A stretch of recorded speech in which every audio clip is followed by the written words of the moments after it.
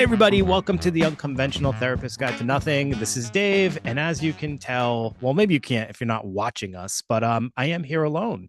Unfortunately, I hate to say this, but Greg has a family emergency that he needs to tend to.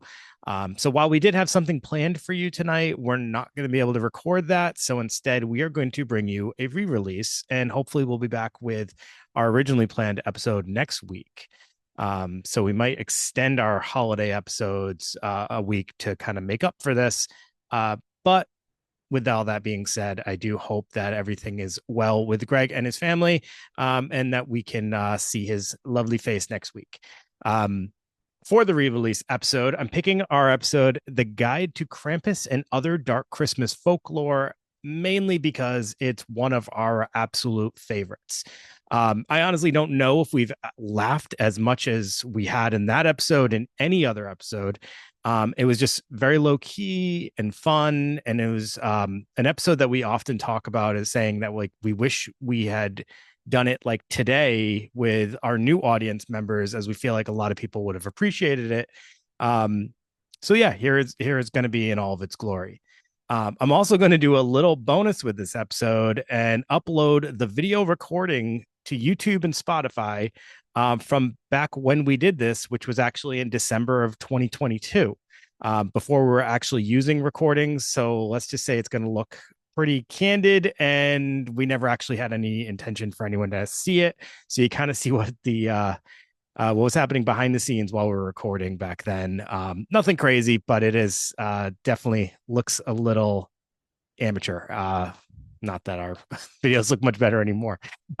So one other fun note about this episode is actually the first episode we did with our rebranded name. So we were going by a previous name that we are no longer allowed to say because of licensing, and we switched to the Unconventional Therapist at this point. So this was our first time even using like the intro and everything like that, which was a little odd for us.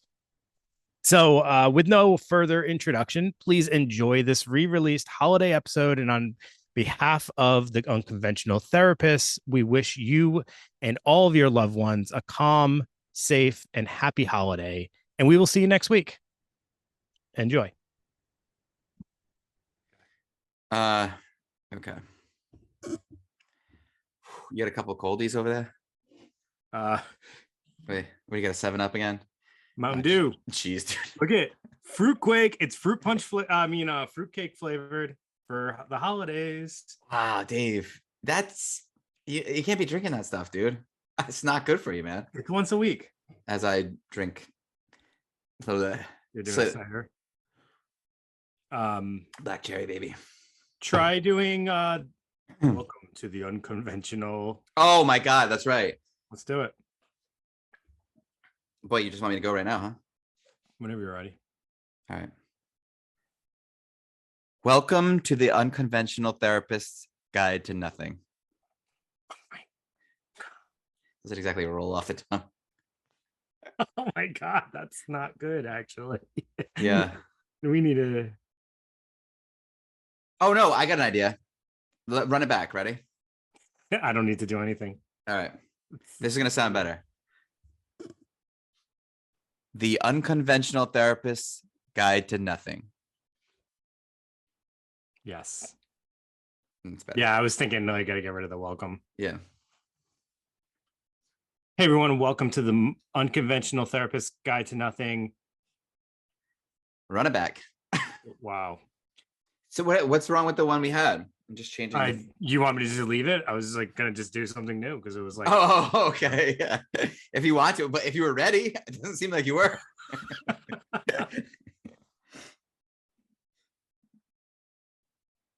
Okay. You just got serious, dog. Here we go. All right. Hey everyone, welcome to the Unconventional Therapist's Guide to Nothing, where on each and every episode we take a topic, theme, or thing, analyze it, and make it all make sense in the scheme of life, living, and mental health. That intro is definitely going to change, but for now we'll just leave it as is. So what's up, Greg? You are my host, and you are here. I am, yeah. And you know what? Kind of liked it. I thought you killed that a little bit. Wow, sounded good. You just lied.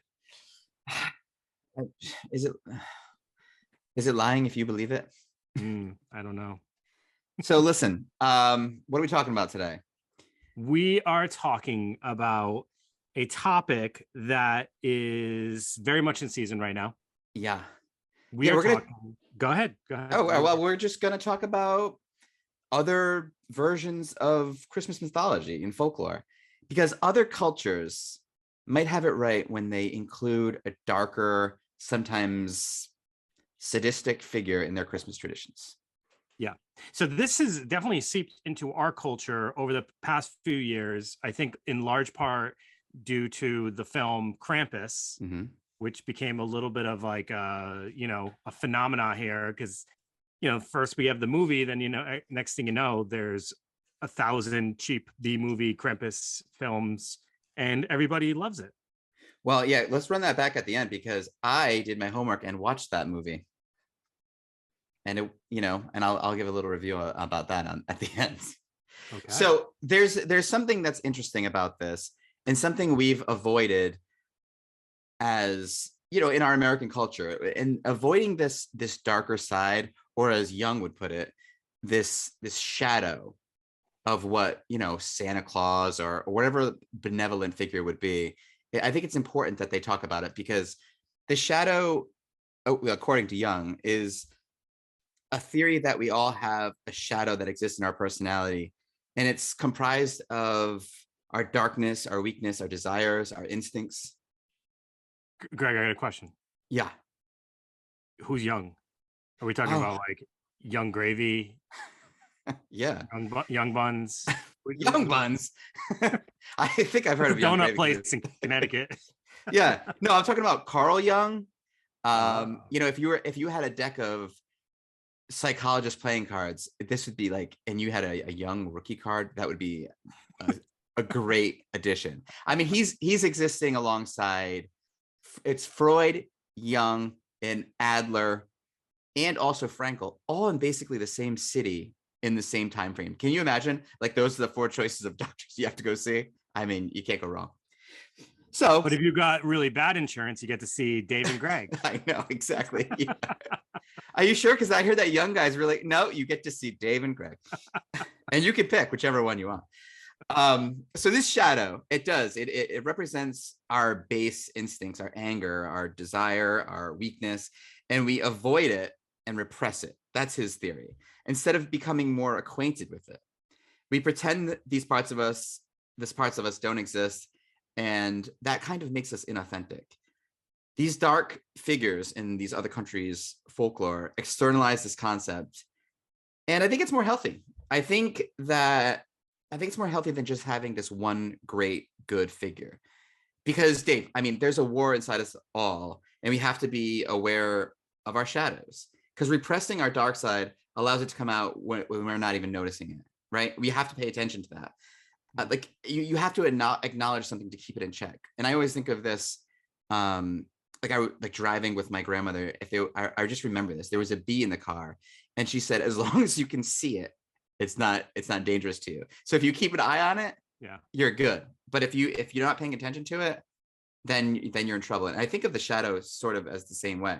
Like we can't even be good people unless we acknowledge that we have this capacity for darkness, because if we don't think that we're able to do something wrong or bad, then are we really good if we're not fighting that inside of ourselves? I don't know. What do You you sound think? like you sound like Dexter right now.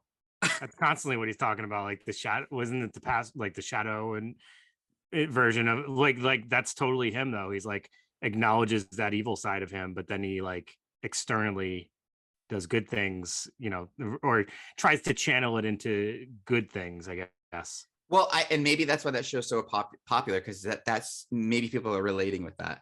Like we think that we should hide these parts of ourselves because of the way society is and the norms. But how much better would it be if we could be authentic? Like hiding the things that are wrong with you is deceitful, but we all definitely do it. Like Dave, think about if you're starting a relationship with someone.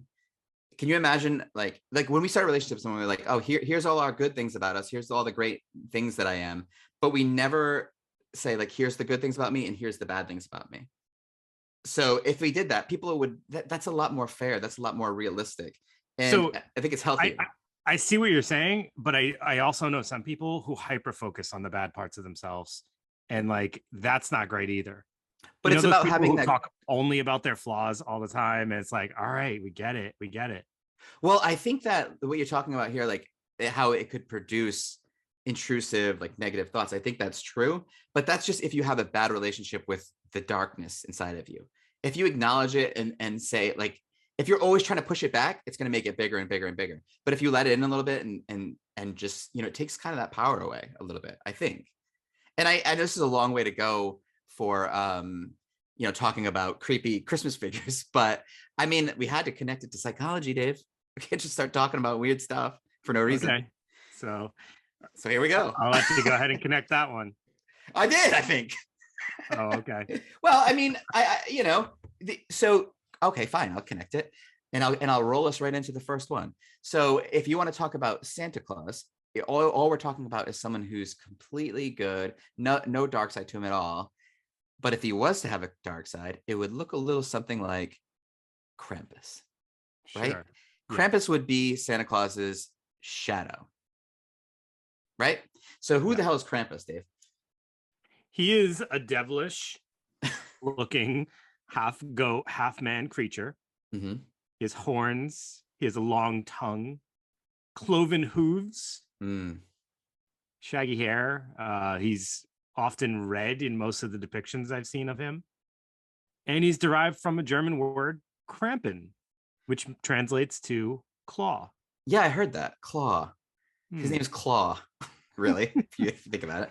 And he comes on December 5th, which is St. Nicholas Eve, right? Do you know what can you say it in German? Krampusnacht. Krampusnacht.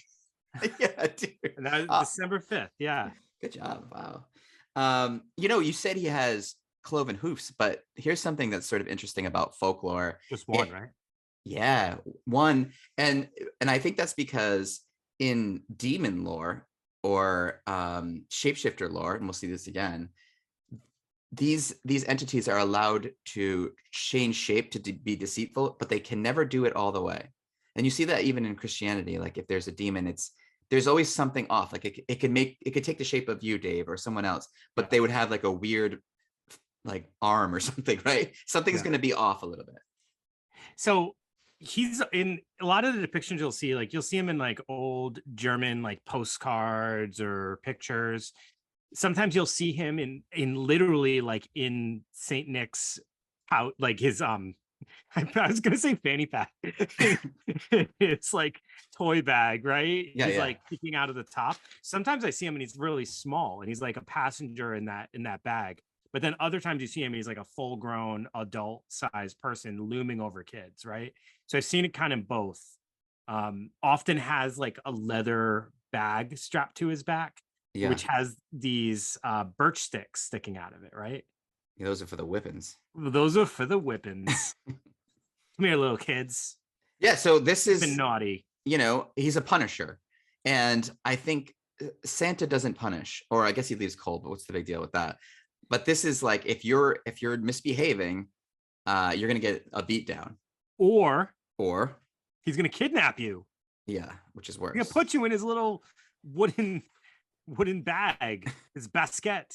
And then his basket. Yeah, well, is that a German accent? I don't know. No, yeah, and take you to where? Like to his lair and eat you, or hell, or what? I mean, I don't know. I don't know. There's a lot. It's so funny because like I would love to know like the thought process around some of his like looks. Like why does he have such a long tongue? And then I don't read anything about why he has a long tongue. Yeah. He's got a long tongue and he loves to whip kids. It's like, all right, those two, what do those two things have to do with each other? Eating them? Yeah. Is he eating them? Yeah, I think he eats. I think he like it's like one of those things where he can like wrap it around kids' necks and pull them into his mouth with his. Yeah, I don't. So yeah, gross. But you know what? I hate to tie this back into psychology, but this is Santa, Krampus. I know Santa and Krampus to me is the perfect representation and a nice chance during the holidays to give the message of Freud in the id, ego, and superego, right? Because, you know, the id is that base devilish desires, and that's Krampus. That's what he is. And Santa is the all good, always doing the right thing, always, you know, and that's the superego, and we're somewhere in the middle, and we represent the ego. And I think that this kind of explains that perfectly. Doesn't that make it easier for people to understand? Yeah. Imagine it's like December 5th. Yeah. You're a little boy. And Mm-hmm. you're going out. Is it under, I guess they have a tree or something. Maybe You go to your tree. And probably you live in a tree. You unwrap your present only to find that it's coal. And rather than disappointment, you're like, oh my God, Krampus is coming. I know. I'm done for it. Yeah, I'm gonna get whipped, or I'm gonna be put in his basket and taken wherever. To his basket. Yeah. So I mean, and we'll talk about as we go through all of these. In the end, we'll talk about now why would these stories, why would they create these stories, and why are these helpful and useful? I'm also curious, Greg. Do you understand or know why he is goat? And I know that. He is goat. He is goat.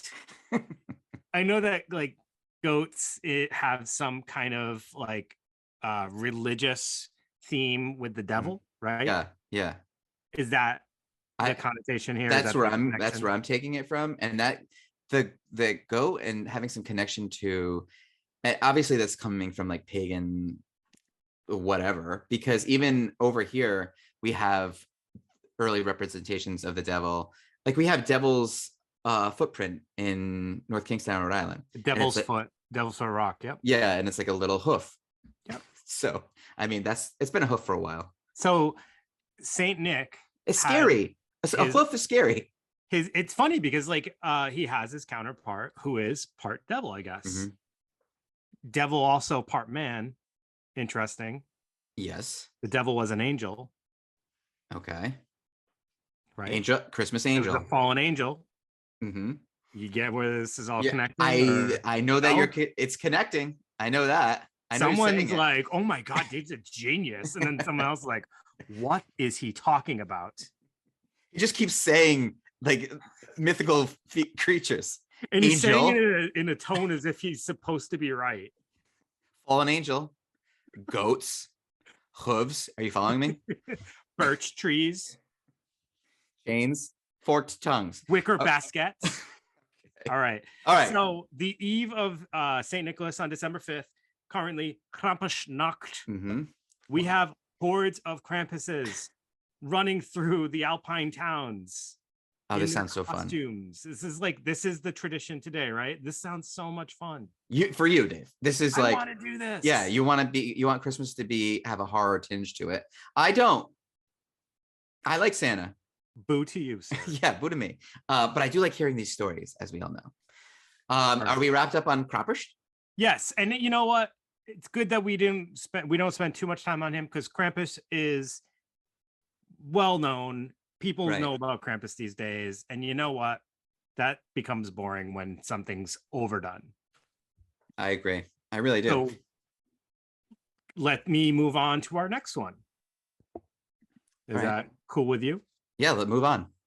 All right. So I am going to talk about, here I go. I'm going to try and pronounce this. Zwarte Piet. Wow. That was good. The counterpart to one of my new favorite words, Sinterklaas. I do like that one. They all have like a Germanic vibe, don't they? Yeah. This is from the Netherlands. Well, okay. So I understand, but close enough, right? It's right around the corner. I think you just take the metro over there. A sled. The underground. Right there. A sled, a toboggan. All right, so Zwarte Piet, he is, like I said, he's the counterpart to Sinterklaas. Also similar thing where it's like the December 5th correlation thing. Sinterklaas, also a variation of St. Nicholas. I'm not going to go into the Sinterklaas stuff because he's actually like the good part from what I understand, but he's actually kind of a cool person, and maybe we'll talk about him in our next Christmas episode, the more positive Christmas episode, because he comes in on like this horse and stuff like that. And he's almost like he's like a pope version of or bishop version of Santa Claus, right? Well, Santa Claus was a bishop. Yeah, I know. Saint Nicholas. I know that, right? The Bishop of Myra, but no big deal. Okay. Way to flex on me, bro. so we got Zwarte Piet, who is this little well, actually, let me go back. Sinterklaas has these little helpers called Petten, and Zwarte Piet is one of those. Also known as Black Peter, which yeah, that's not great because we're going to hear a little bit about how that connects to modern day controversy with him. So these are kind of like mischievous kind of creatures, I guess you would say, right? So they're not necessarily always bad. But I'm struggling on this one. Hold on. I gotta remind myself of where I'm going with this. Because all I kept hearing about was the freaking racist part. Yeah. Just 1 second. Where is he? Why is he bad? I don't think is he bad? Is he bad? I think they've made him good recently. Okay. Shit. I don't have why he's bad written down. Okay. It doesn't matter. I'll just go with it. Okay. So he's Sinterklaas's little counterpart. But here's why he's got this like controversial edge to him right these days. So Greg, have you seen his appearance at all? Yes. And are you talking about, now I don't want to say the wrong thing here. You probably will. Okay. Depicted usually in blackface? Yes. Okay. So he's his counterpart, similar to how Krampus is the counterpart to Saint Nick, but there is a large controversy because he is typically depicted in blackface. He has exaggerated red lips and thick, billowy hair. So not great. Not great. But it's something that existed for, a decent amount of time, and actually, till somewhat, relatively recently, I guess you could say, was kind of just what they knew. Now looking at it, everyone's like, wow, that's super racist. And, even people that try to like say, well, it's supposed to be soot. That doesn't really explain some of the other aspects that they're highlighting here. Yeah, soot from the chimney. Okay. I kind of like that makes sense. Yeah. But then like, all right, but why the exaggerated lips and the thick, billowy hair? All right. No. What about if they just called him Peter? Yeah, why does it got to be Black Peter too? I don't know. I think that's your first mistake, I think. Yeah. So interesting backstory too. Like, so he accompanies Sinterklaas from Spain. And this whole process, I guess nowadays is like, I forget which day in November it starts, but they kind of track his journey to December 6th, I think it is. And throughout that time, gifts are given. And so it almost reminds me of like Hanukkah, where they have like the multiple days of gifts. Well, I know. And, I was reading a little bit about this too, maybe by accident, but they, it's not much different than us like the kickoff to our Christmas season is basically Thanksgiving too. If not like the next day. So it's like we get started pretty early too. Yeah, I think that's a good point. We don't necessarily do the gift giving every day. It's usually just that one big event, but yeah, similar. But this one, I guess, is kind of more of like turned into this whole controversial figure. It sounds like it's actually causing a little bit of like division with people who are like, we got to really rethink this. And then there's the people who are like, that's what we've always known. You know? It's like we have those similar controversies here, of course, with like monuments. Some people would say, look, this is the way it's always been. We don't want to erase history. And other people saying, hey, like, I mean, this isn't doing us any good anymore. Right. Yeah. So, I mean, they could probably do some work on Black Peter, though. I mean, I think they could give him a little revision. Peter, without changing. Peter. It doesn't even like, there's nothing racist about the mythology. No. Yeah. I mean, yeah. So another interesting connection, though, they were saying because it came from Spain, maybe he's meaning like he's like a Moor, like an Othello. So he probably is someone of darker skin. I don't know. Like you said, it's something that they could probably give some thought to. So, but even maybe thinking at the like in that time where this was created, maybe they wouldn't have thought race being, because race is almost like a social construct, like an imperialistic thing, and maybe it wasn't sort of a thing as much anymore, and it's become a thing now. So maybe part of why people push back is like maybe the intentions weren't bad, and they've just become like the optics of it have become pretty bad. Yes, maybe that's sort of what it's like. Yeah, and so the other interesting part of this is like he is like this little counterpart to Santa Claus, but he's not necessarily like he's not evil as like Krampus or anything. No. Like he's just going along for the ride. Yeah, giving just, little treats. Is Peyton plural for Peter? Like I have two friends named Peter. Are they Peyton? Just call them that and see what they say. Okay, see if they both turn around, then yes, it's plural. Okay, got it. All right, good. That's good advice. All right, should I move on? Yeah, talk about mine. All right, so this selection is, I mean, people might be a little disappointed after yours, but this is what do I want to say, like a benevolent, like a good person. Okay, so boo. Although I like two of these because I like witch stuff, witch folklore, and La Befana is a witch from Italy, and she arrives on the Epiphany, which is the day the wise men met the baby Jesus. So I think that's actually in January. So they have to wait till January for all this stuff. So the three men have, first of all, the three men, this is always something that's bothered me. The three wise men have no idea how to shop for an infant. The stuff they bring, do you remember? No. Like myrrh and frankincense. Yeah. Like, what is that? What's a baby gonna do with that? I don't. I never. Right. It must be like an old timey thing. Anyways. And tahini. Tahini. Is that okay? Like my favorite seasoning. Chili lime, bro. Oh, we brought you some seasonings, baby. So it's this in the same way. Like children write letters to this witch, and they hang stockings, and they leave out. What do you think? Milk and cookies? Nope. They leave out sausage and broccoli. Ginger biscuits. They leave out sausage and broccoli. Sausage and broccoli. Yeah, which I think is. I'd be like, wow, this is actually a pretty good snack. Every house smells, but it's a good snack. And I'm like the only person excited about that one. Yeah, no, I would be excited about the sausage at least. She brings gifts for kids, and she leaves coal for bad kids, which is very familiar. It's almost like a female Santa Claus, and her origin is interesting. So she was widowed and lost all her children, which is really sad. And she happened, so this happened, and she's like walking along, and she happened across the three wise men, and they told her they were meeting the baby Jesus. And she's like, great, I've got nothing going on right now. I'm going to follow you guys. And she loves kids so much that she's like, I'm going to bring a broom, and I'm going to help Mary out because she's going to need some help with cleaning up wherever they are. And so the wise men take La Befana with her, but they lose her somehow. I know they lose her, like they like get too far ahead and she can't keep up. I don't know what it is.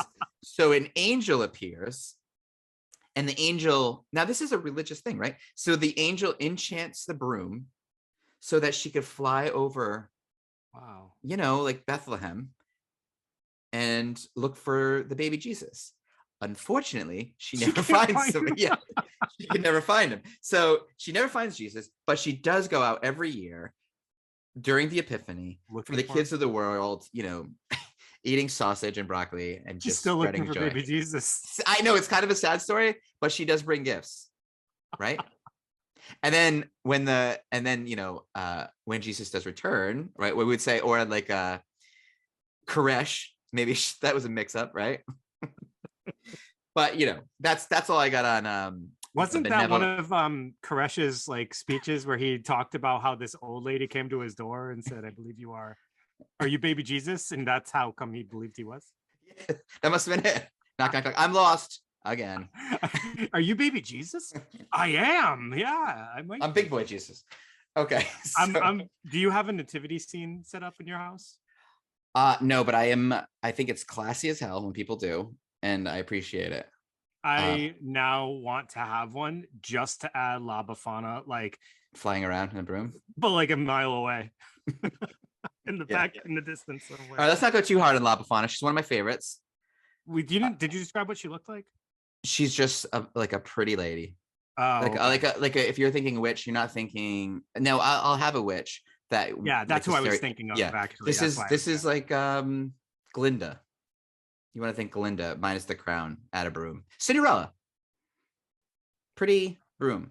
Boom. She's a pretty broom. All right, Greg, are you ready? Yeah.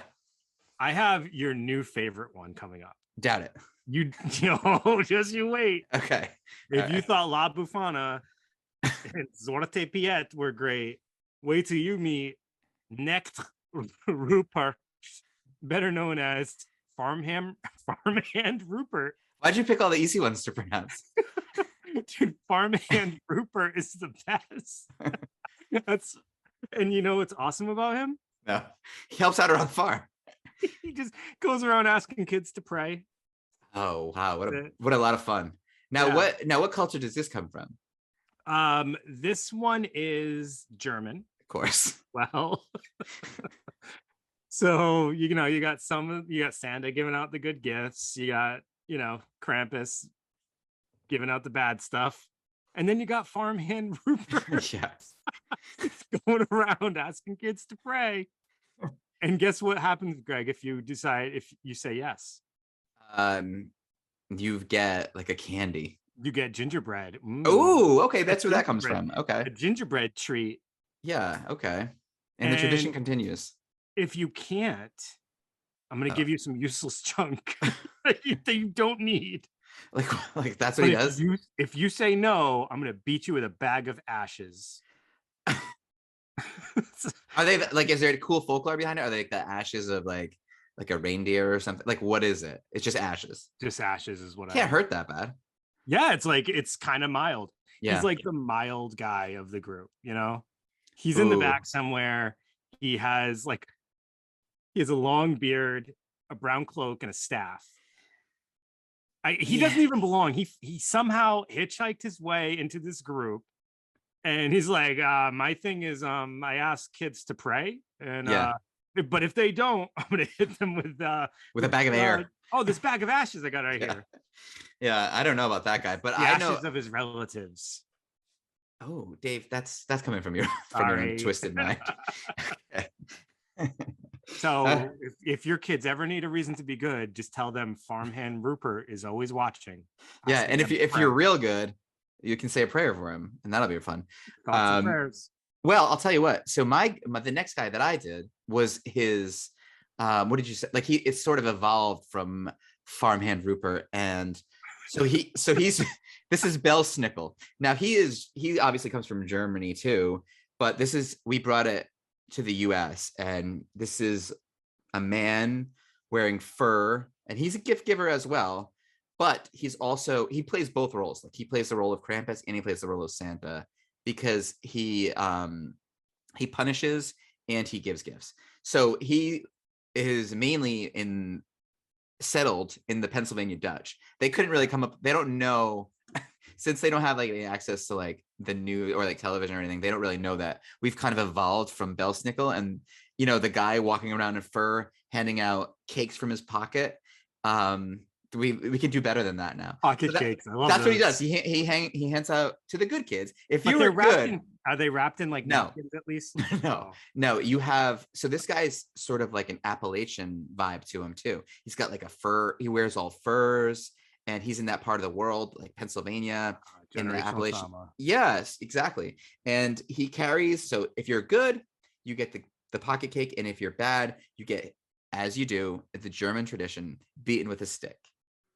And I just think he's sort of interesting because his tattered clothes, the Appalachian Santa vibe, and he does show up in pop culture. He showed up in The Office, right? Do you remember that?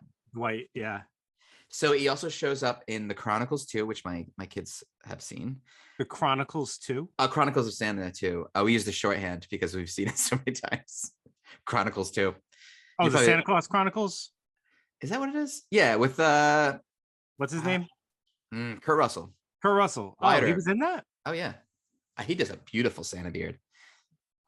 I noticed that right away. For Belsnickel, I gotta watch that again. That was actually not bad. It's not bad. So it's the part 2, so it is pretty bad. But the first one was really decent. I like the part 2. Okay. And Who are we talking about? Belsnickel here. Yeah, he shows up in another unexpected place, the Oz books. He's in the land of Oz, which I think is like we could dive into that L. Frank Baum whole world of Oz is actually pretty cool. But that's basically all I got on Belsnickel. He's an interesting sort of. When does he come around? Does he come around at Christmas? He's sort of the same. I was about to lie and say, no idea. I just don't know. I don't know, and I don't think it matters. I was just curious for okay. My own personal research. Okay, yeah. All right. Who do you got? All right, I have someone coming straight out of France, Belgium, and Switzerland. Good. It's gonna be a romantic. I think it's this. No, it's not Pierre. Maybe it is Pierre. Pierre Fautard. I'll try again. Pierre Fautard. It's not bad. I don't know. I can't do it today. As a French person. Fautard. Yeah. Okay. That sounds decent. Thank you. Yeah. Right. This one I kind of love. And I only got a short little blurb about him. Okay. But I do think this one is probably one of the creepier ones. Okay. And cool. And there's a little connection here that I think you're going to catch. So Pierre Fautard was a butcher, and he has a wife, and they kidnap and rob and kill wealthy children. So then they carve up their bodies and hide them in salting barrels for cooking. Mm-hmm. Saint Nicholas discovers this heinous crime and resurrects the children. He brings them back to life. Wow. And he then punishes Pierre Fautard by causing him to be his manservant. Okay. So he's like bonded to him, and he has to follow him around. And basically he deals with all the problem children. So if you're bad, Pierre Fautard's going to kill you. He's going to put you into Santa does not understand. Like, that's the worst job you could possibly give in this child murderer. Like, you put him in charge of punishing children. It's like, no, I'm gonna keep you by my side. I'm gonna, you can deal with the problem kids. Like, okay. Yeah, yes, you can. Good idea, Santa. Maybe back off that severe punishment a little bit, but I mean, I don't know about. What does this remind you of, though? The man and the wife and their butchers. Isn't this like the Sweeney Todd? I've never seen that or heard of it. Me neither. I've heard of it, but isn't that like the premise though? Like, they're butchers and they put bodies in their meat pies or something like that. The murder of Fleet Street. I know that. I know Johnny Depp is in that, but you're just now referencing things you know about it rather than the story itself. Just like talking just based on the title. I believe he wears a wig. There's some singing. There's scissors. There's haircuts. All those things. So this is like really close to that dynamic you see with Krampus, right? So it's that, like, you stay by my side and you take care of the bad kids. I'll take care of the good ones. Like, the good ones see me, the bad ones you're going to murder. Yeah, I almost feel like Krampus is less scary because he's wearing his shadow on his sleeve. Like, he is what he is. You can he doesn't pretend anything. But the Pierre fellow you're talking about, I mean, it's like a normal guy who murders and puts people in salt. It's like, I love it. Like, Krampus is like this creature. And La Befana is like this beautiful witch. Yeah. And then we have like farmhand Rupert, and then Pierre Fautard's like, oh, I want my meat. Like, they're just these regular people just hanging around. Yeah, I don't like that. I like the creatures. That is like beyond terrifying for kids. So, interesting take. And kind of realistic, because that probably did happen. Yeah.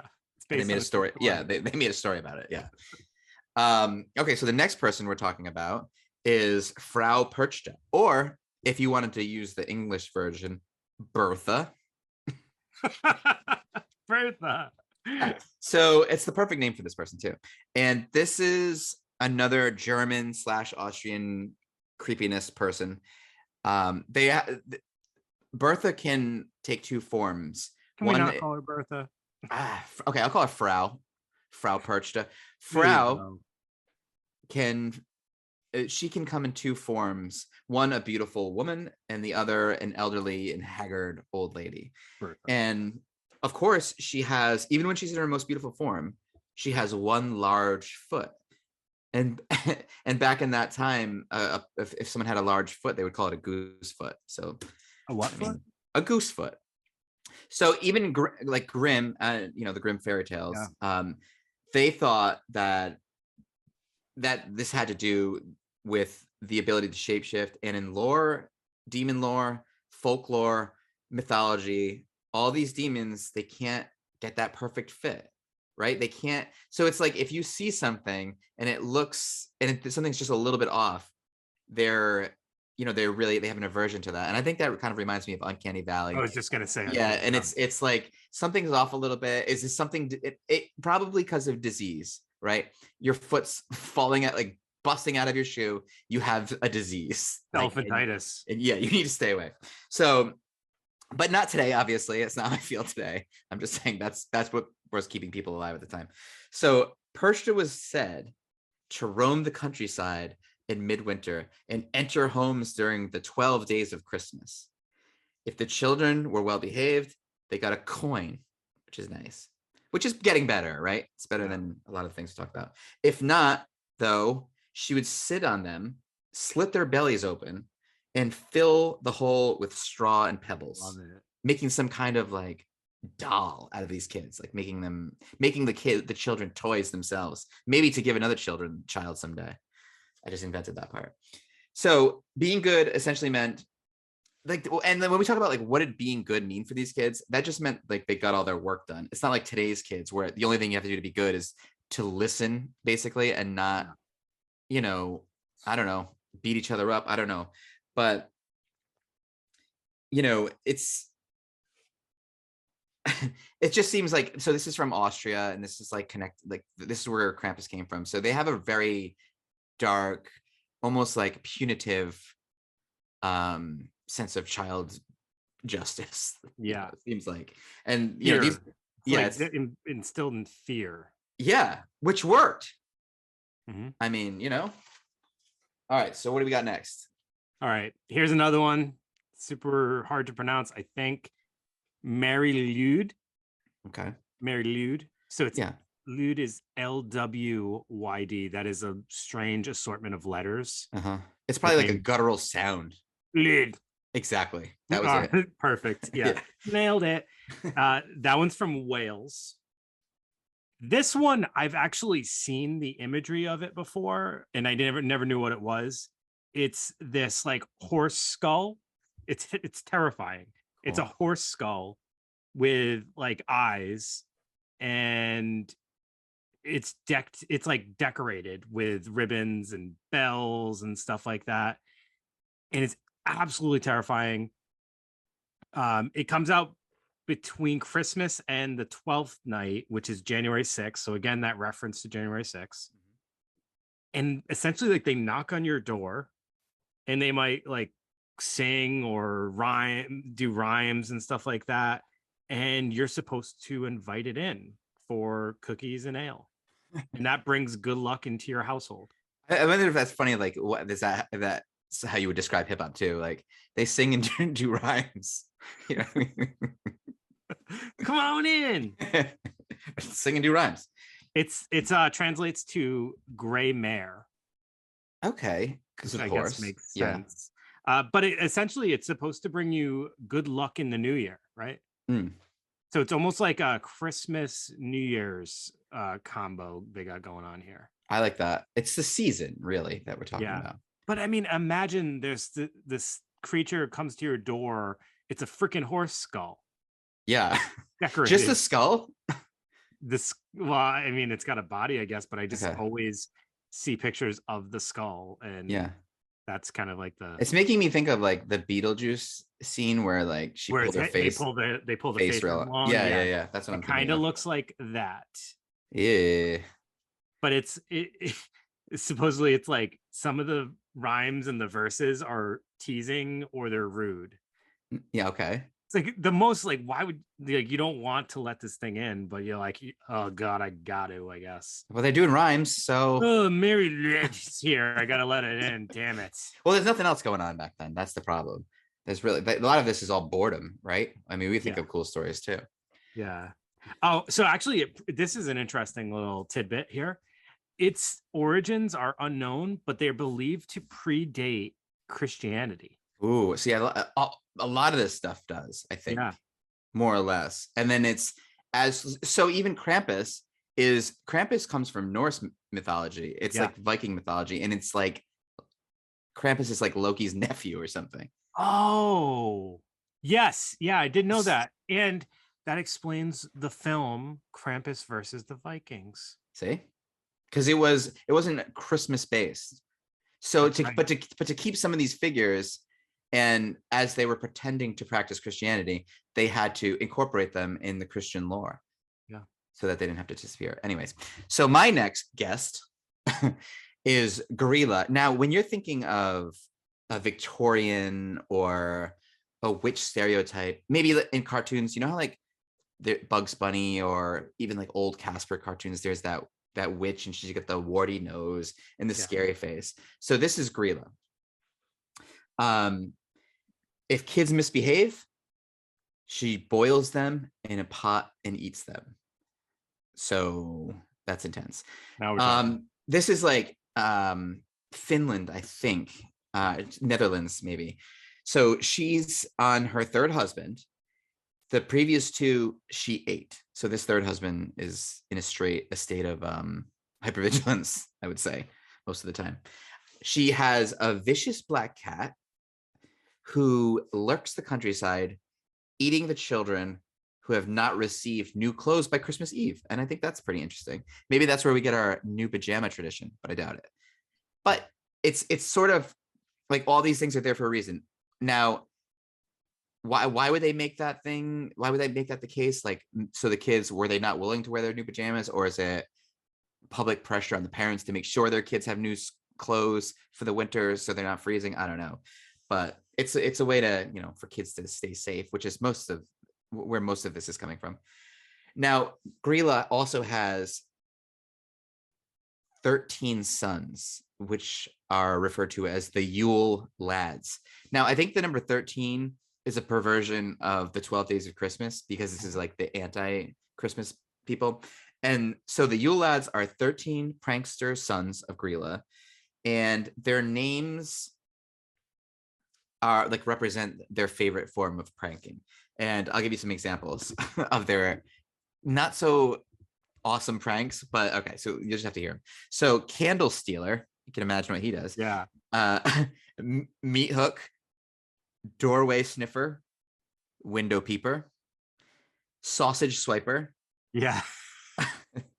Bowl Licker, Pot Scraper, Spoon Licker. Another one harasses sheep. Another one steals milk. And the last one steals pants.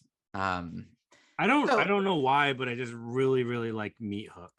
I like Meat Hook too, and I feel like I've heard that before this. I also like being a little round guy. Yeah, they're all little round guys. Like Doorway Sniffer, though.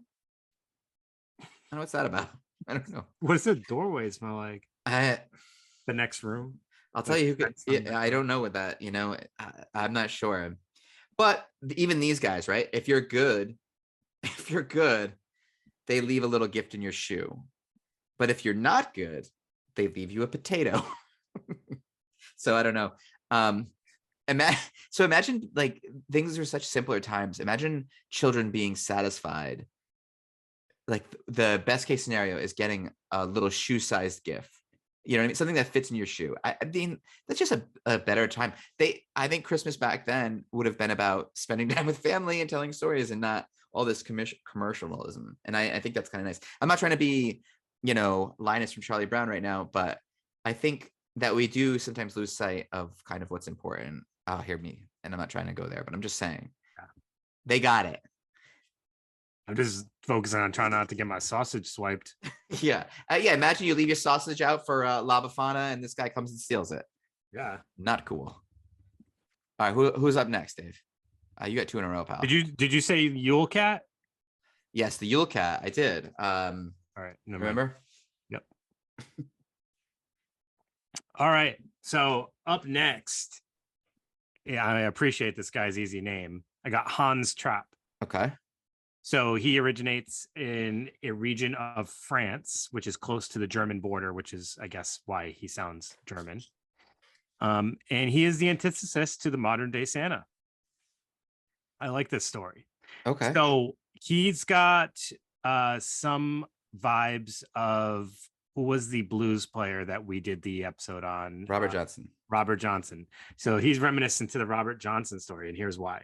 So he is a man from France who's greedy, he's rude, he's inconsiderate, and he essentially makes a deal with the devil.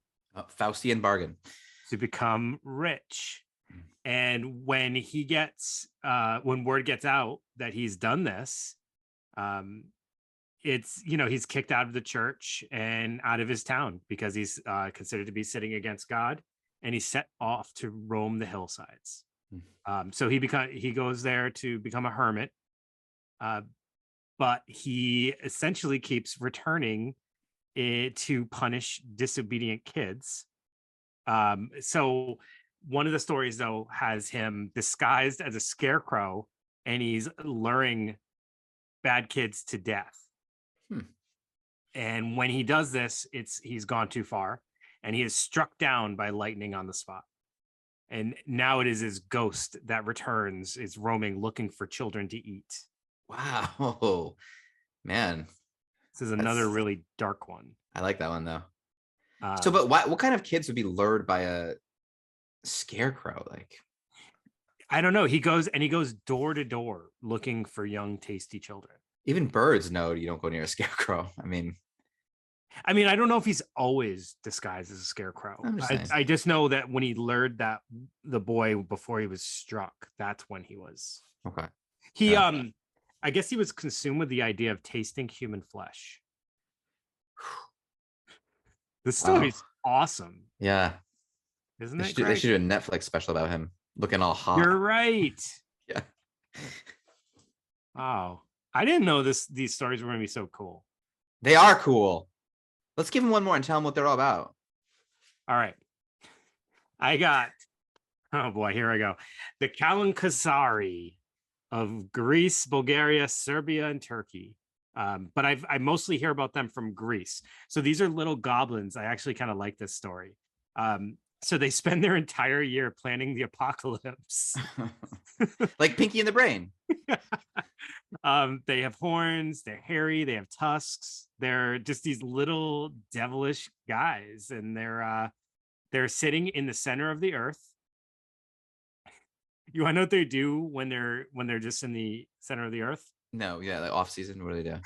They spend their days with a large saw trying to cut down the world tree, or the tree of life that holds up the world. So they emerge in December, and from what I understand, they're around for about 12 days, which is considered to be like the winter solstice. So they come out at some point towards the end of December, and they leave by January 6th, which is the Epiphany. Do you want to know what they do when they come out? Yes. They just cause chaos and mischief. Like cicadas. Yeah. They literally just come out to cause chaos. They are just the thing that's trying to ruin the world. Yeah, and and there's no disproving that, right? Because you can look around and see that every day. I like that kind of story. I do. They speak with a lisp, and they eat small creatures like worms, snails, and frogs. And they only come out at night because they're afraid of the sun, fire, and holy water. So there's a little religious connotation. It's all sprinkled together, and I think that's cool.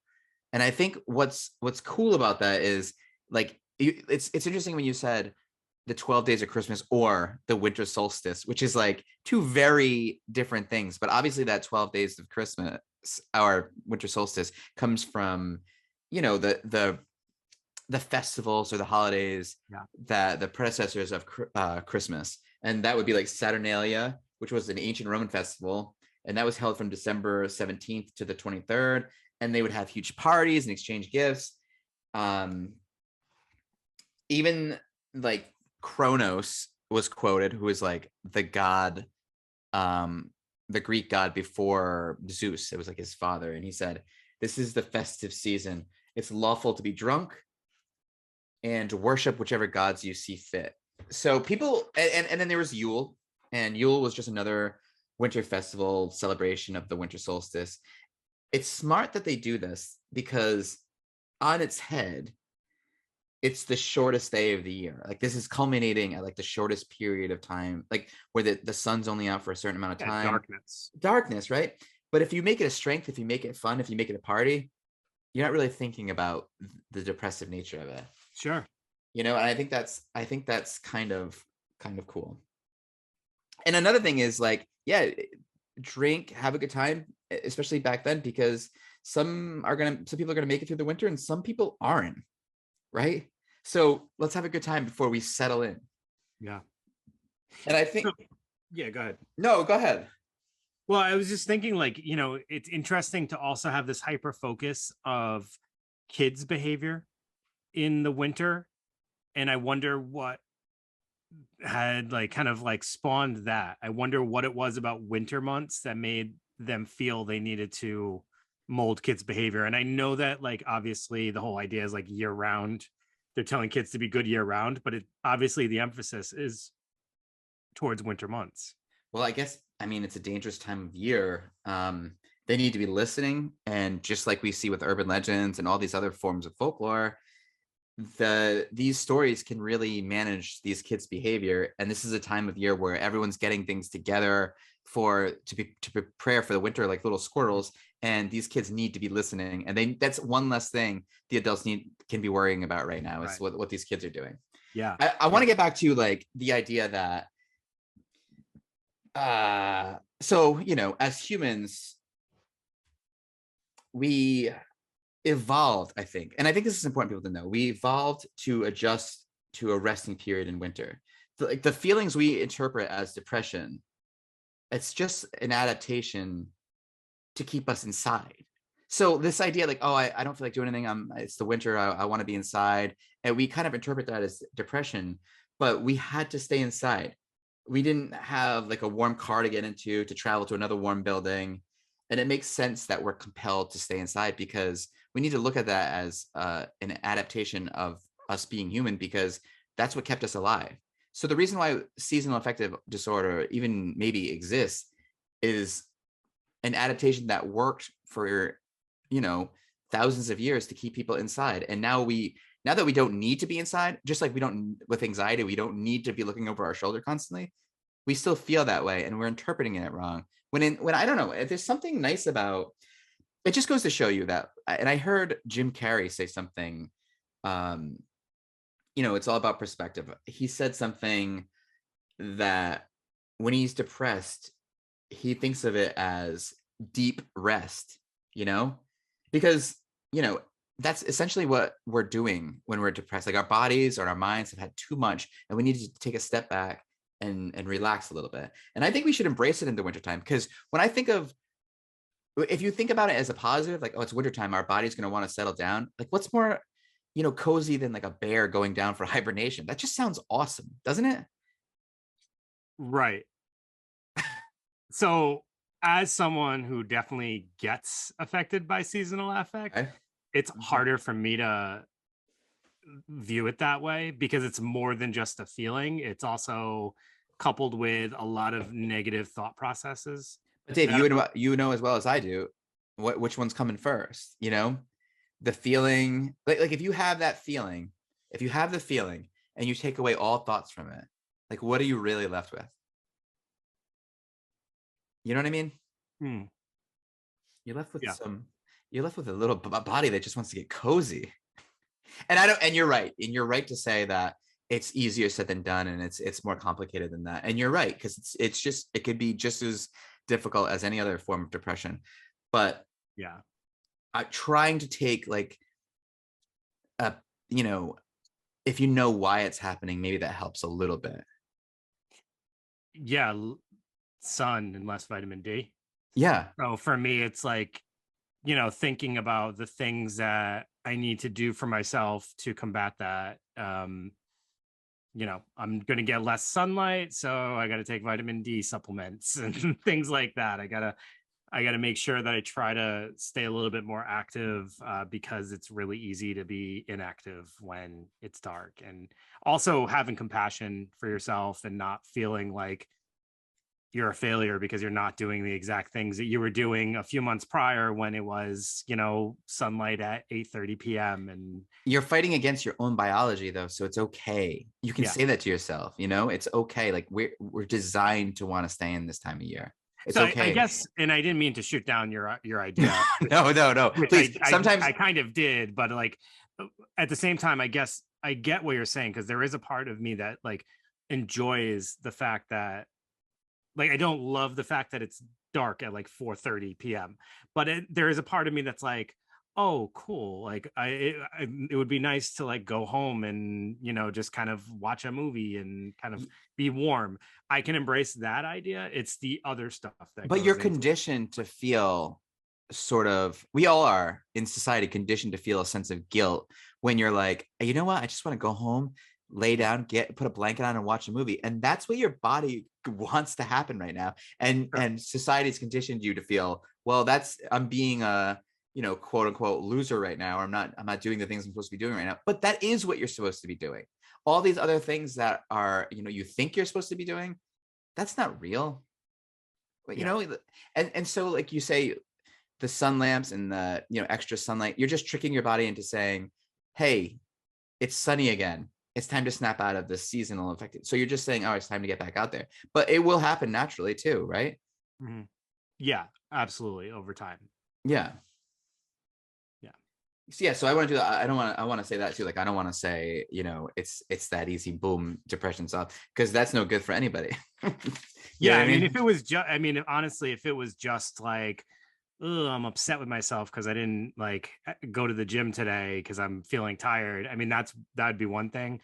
But, for sometimes in some winters can be really tough for people, and you can get really, really low. And it's, it's a struggle, but it's also something you prepare yourself for as you get awareness. And I think that's a big part of it too, for people to understand, like, hey, I'm someone who in the wintertime, I do struggle a little bit more. So I got to know that about myself and, prepare for that.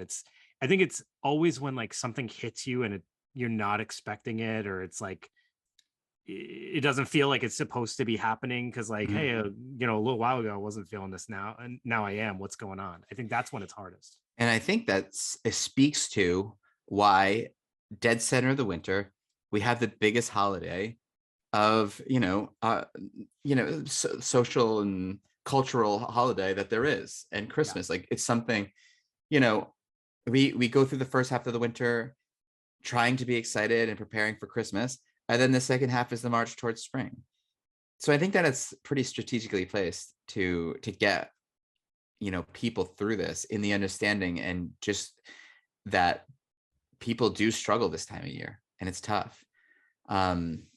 That said, I would like to, you know what? One little American pop culture icon that we've, should mention is the Grinch. We have our own sort of, I love the Grinch. I'm a huge fan of the Grinch. Right? I mean, and so like, there's nothing, on paper redeeming about the Grinch till the end, of course, but we like him because why? Because we relate to him, because no one really relates to just Santa or relates to just Krampus or the Grinch, but we relate to both of them because that's the human experience. Yeah. He's a great character because he has a backstory that involves feeling out of place in society, but then ultimately understanding that so much of it was just his own perception of how it happened, right? Right. And he obviously has a huge fear of abandonment, and that's why he he isolates, so he doesn't have to feel that pain again. Here we are conceptualizing the Grinch. But I will say that, and then one last thing is, I did watch that movie, and obviously you watched it too, right? Krampus. You see him behind me? Okay. So then I will say a couple things about that movie. Do I recommend it? You know what? I think it's going to turn into a yearly, because I watch Gremlins every year. Yeah.